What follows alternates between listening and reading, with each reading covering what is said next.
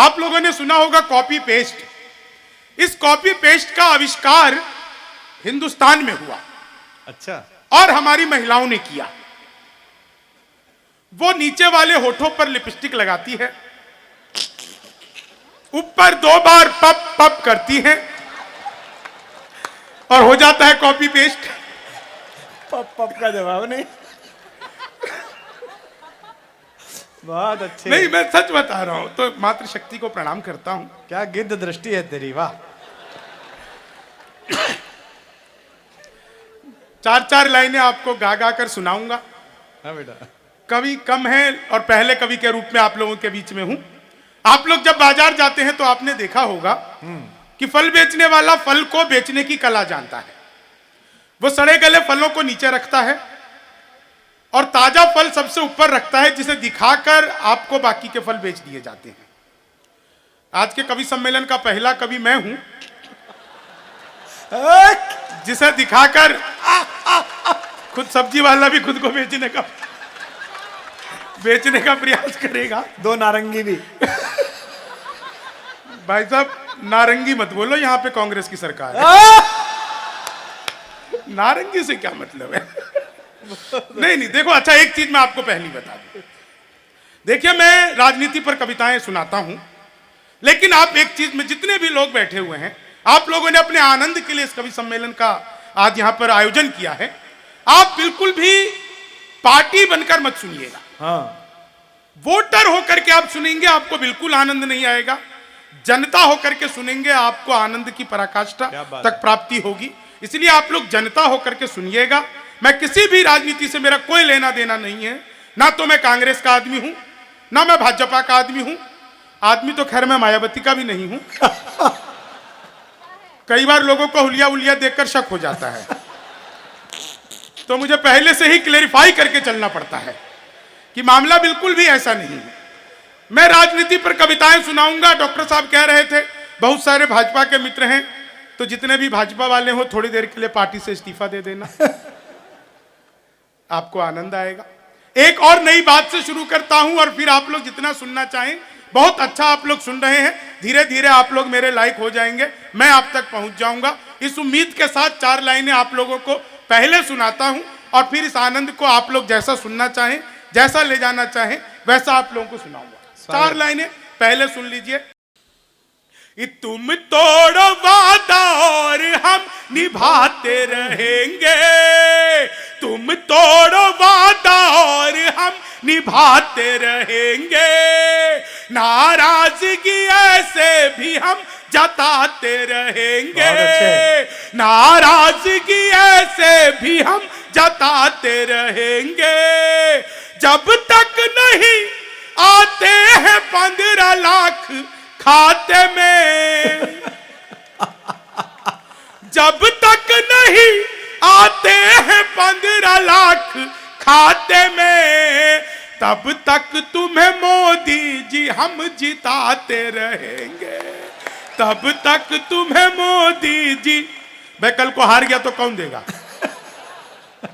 नहीं, और मोदी जी तो कमाल है साहब। तमाम यहां पर बैठे हुए जितने भी लोग हैं, निगम पार्षद से लेकर के विधायक तक और चेयरमैन तक, सभी लोग बैठे हुए हैं। सर, ऐसा नेता मैंने जिंदगी में नहीं देखा। पहले क्या होता था, स्कीम चलती थी, पुल बनाओ, नेता उसमें खा जाते थे, सड़क बनाओ, नेता उसमें खा जाते थे, पेड़ पौधे लगाओ, नेता उसमें खा जाते थे। ये मोदी आया, इसने कहा टॉयलेट बनाओ।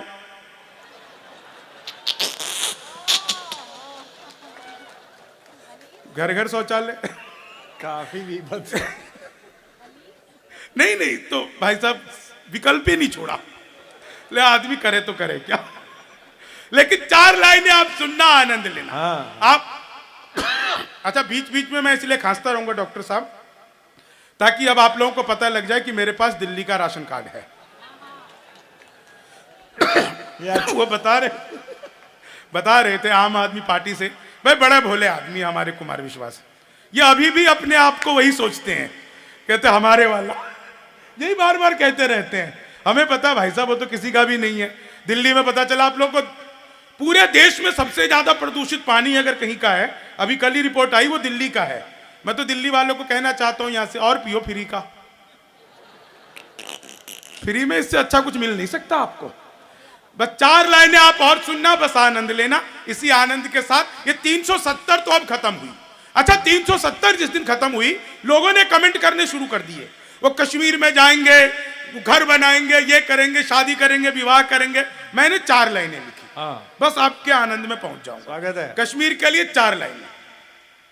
औरों के दम पे ठाठ बाट ढूंढ रहे हैं, औरों के दम पे ठाठ बाट ढूंढ रहे हैं, कश्मीरी कली कोई हॉट ढूंढ रहे हैं, कश्मीरी कली कोई हॉट ढूंढ रहे हैं, घर का किराया जिनसे चुकाया नहीं जाता, कश्मीर में वो भी प्लॉट ढूंढ रहे हैं, कश्मीर में वो भी प्लॉट ढूंढ रहे हैं। और अगली 4 लाइनें, ये 370 तो अब खत्म हुई, उससे पहले खत्म हो गई थी 377। आर्टिकल 377।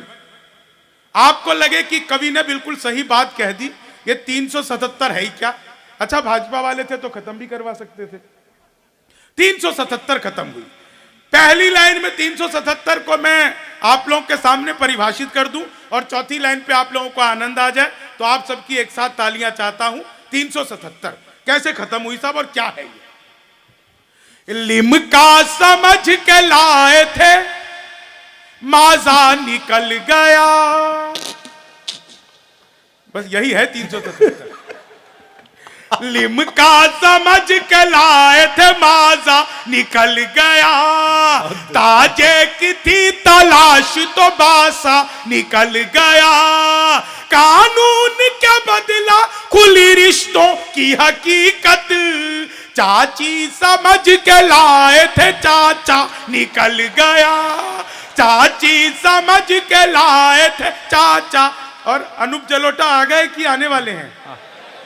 गए गए। भगवान मेरा साथ आप यूं भी निभाना, किस्मत के खेल में मुझे ऐसे भी जिताना, राहुल की तरह चाहे बीत जाए जवानी, लेकिन बुढ़ापे में अनूप जलोटा बनाना, लेकिन बुढ़ापे में अनूप जलोटा बनाना, लेकिन बुढ़ापे में अनूप जलोटा बनाना। और अगली 4 लाइनें। उत्तर प्रदेश एक प्रदेश आप लोगों ने जाना होगा, क्या कमाल का प्रदेश है। जिस दिन योगी बाबा की सरकार आई तो पहला काम किया एंटी रोमियो, जैसे जूलियट की कोई गलती ही नहीं होती, आधार कार्ड मिलवा मिलवा के पीटे गए। योगी बाबा से पहले उत्तर प्रदेश की स्थिति यह थी कि कोई लड़की घर से बाहर निकले तो माँ बाप 4 घंटे बाद ही पूछते थे, बेटा कहाँ रह गई, कब आएगी, कहाँ रुक गई। अब स्थिति बिल्कुल उल्टी है। अब कोई लड़का घर से बाहर निकले, माँ बाप हर 15-20 मिनट में पूछते रहते हैं, बेटा किसी स्कूल कॉलेज के बाहर मुर्गा तो नहीं बना हुआ। उत्तर प्रदेश में ये जो परिवर्तन आया, 4 लाइनें सुनिए, आनंद लीजिए। योगी बाबा, उत्तर प्रदेश, एंटी रोमियो, 4 लाइनें। स्वागत है। इस जुल्फों में उंगलियों को फिराने नहीं देते, जुल्फों में उंगलियों को फिराने नहीं देते, कलियों के पास भंवरे को जाने नहीं देते, इतनी सी शिकायत है हमें योगी आपसे, खुद से न पटी हमको पटाने नहीं देते, खुद से न पटी हमको पटाने। और आप लोगों ने बार बार सुना होगा 56 इंच का सीना। ये क्या है डॉक्टर साहब, बताओ।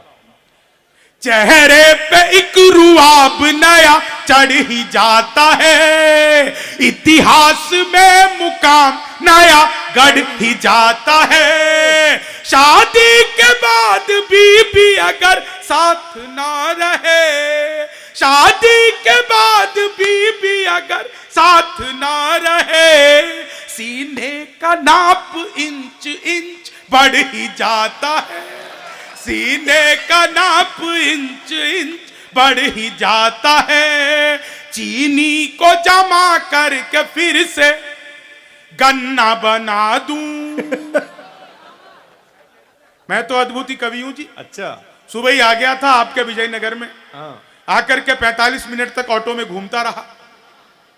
5 मिनट के रास्ते को 45 मिनट की बनाने की कला जो यहाँ के ऑटो वाले जानते हैं। मैं सच बता रहा हूं, स्टेशन से 45 मिनट में लाया भाई, और 45 मिनट तक लगातार अल्ताफ राजा के गाने गाता रहा।